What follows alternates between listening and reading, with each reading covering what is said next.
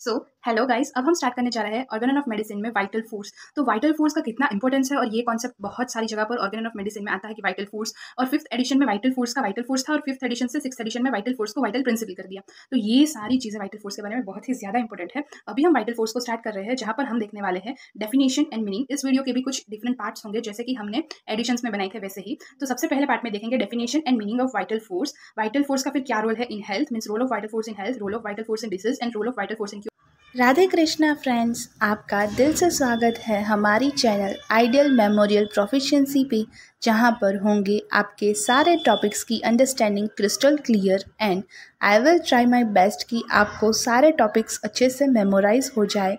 So without wasting much time let's get started.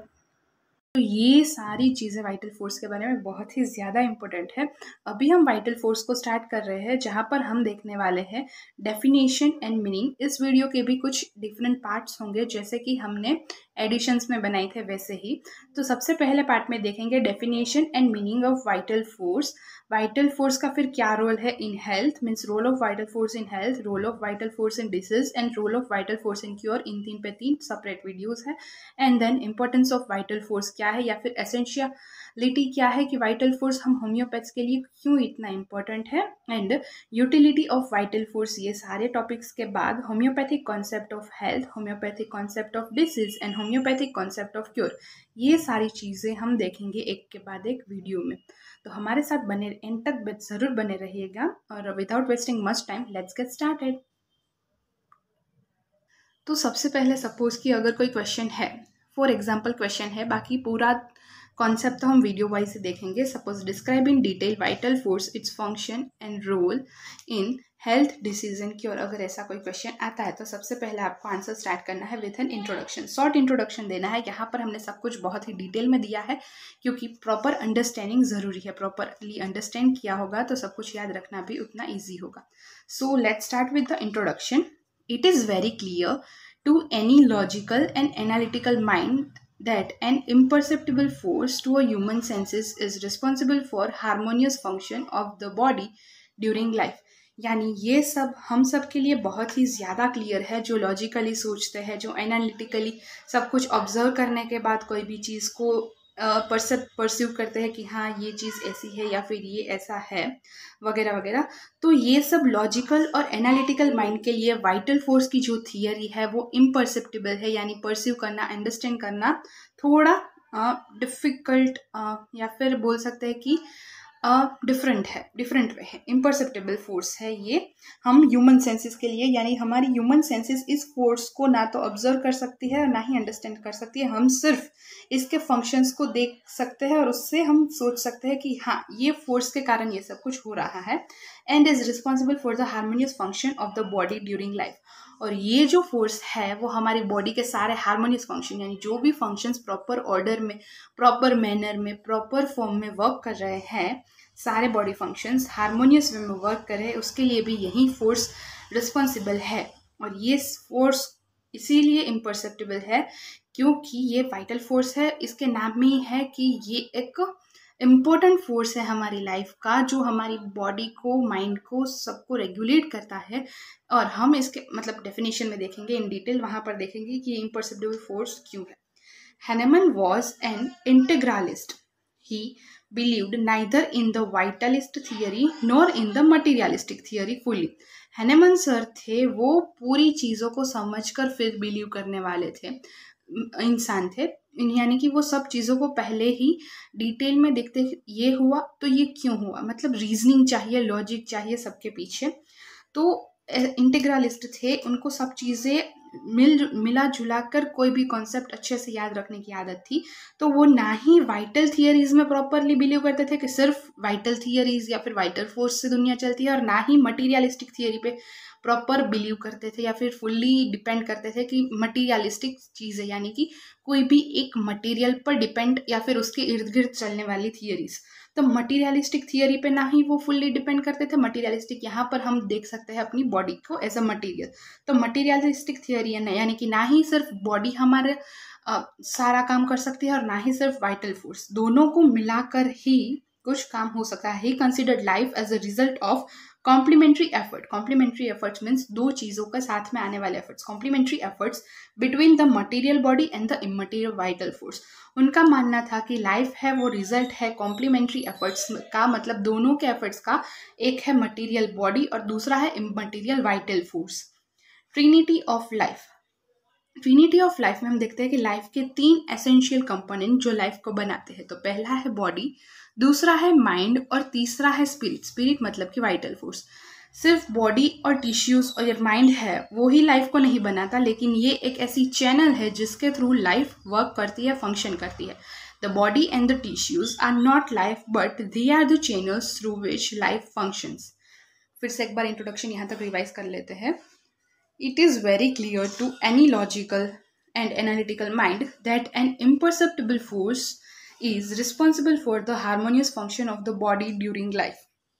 Hahnemann was an integralist. He believed neither in the vitalistic theories nor in the materialistic theories fully.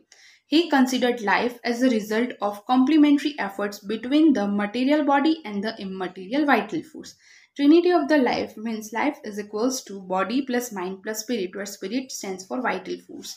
The body and tissues are not life, but they are the channels through which life functions. Vital force is the supersensual thing which maintains the body in living condition. It makes all the difference between the living and dead. यानी कि vital force एक ऐसी supersensual thing है. Supersensual thing means beyond senses, senses से above, मतलब superior to senses. जिसको senses हमारी जो सारी 5 सेंस है वो मतलब सेंस नहीं कर पाती, ऐसी super sensual thing which maintains the body in living condition, जो हमारी बॉडी को लिविंग कंडीशन में मेंटेन करता है. This makes all the difference between living and dead. और यही ऐसी चीज है जो लिविंग को लिविंग बनाती है और डेड को डेड, यानी डिफ्रेंशिएट करती है लिविंग को डेड से. The doctrine of vital force was introduced for the first time in the 5th edition of Organons. Vital force के बारे में सबसे पहले बात हुई थी 5th edition of Organon of Medicine में. अगर आपने एडिशंस अच्छे से नहीं देखे हैं तो वीडियोस सारे वीडियोस चैनल पे अवेलेबल है और लिंक डिस्क्रिप्शन बॉक्स में मेंशन कर दूंगी. सो अगर आपकी इच्छा है तो आप इसके बाद देख सकते हैं. The word vital force has been replaced by the term vital principle in the 6th edition of Organon.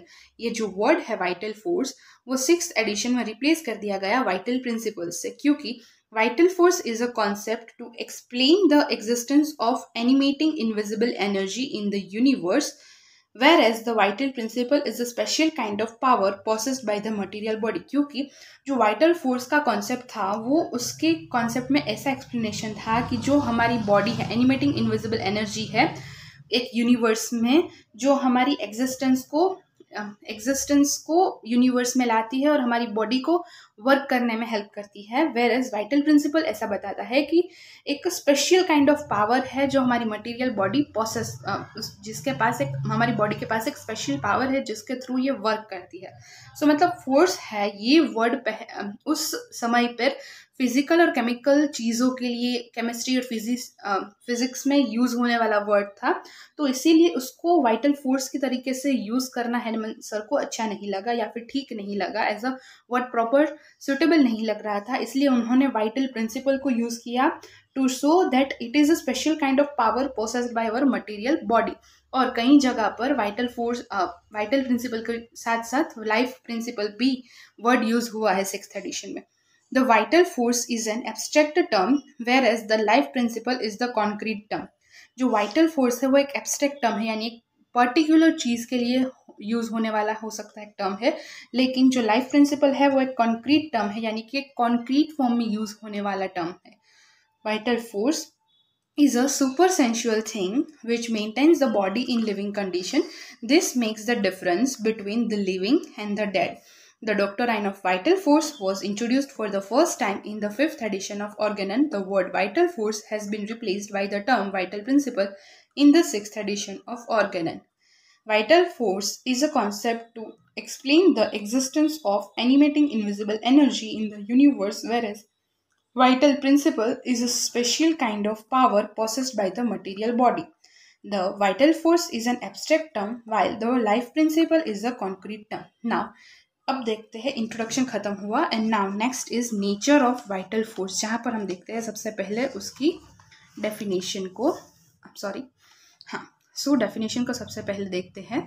Vital force can be defined as an autocratic, autonomic, spirit-like, unintelligent, dynamic, instinctive, life-preserving force which animates the material body। यानी कि vital force है वो एक इस तरीके से define कर सकते हैं कि वो एक autocratic, autonomic, spirit-like, unintelligent, dynamic, instinctive, life preserving force है जो हमारी मटीरियल बॉडी को एनिमेट करता है, चलाता है। So this is the definition. Now vital force की characteristics. Vital force has the following characteristics or qualities: spirit-like or spiritual, then autocratic, automatic, dynamic, unintelligent and instinctive। यही चीज़ें हमने डेफिनेशन में डिस्कस की। अब यहाँ पर यही सारी कैरेक्टरिस्टिक है या फिर क्वालिटीज़ है वाइटल फोर्स की। अब यहाँ पर सबकी इन डिटेल डिस्क्रिप्शन के लिए आपको नेक्स्ट वीडियो देखना पड़ेगा, तो नेक्स्ट वीडियो की लिंक डिस्क्रिप्शन बॉक्स में गिवन है। Thanks for watching this video. Thank you so much guys for watching this video till now. और अगर आपको ये वीडियो थोड़ा सा भी हेल्पफुल लगा हो, आपको ये वीडियो अच्छा लगा हो, then please like the video, share the video and subscribe to my channel. Thank you.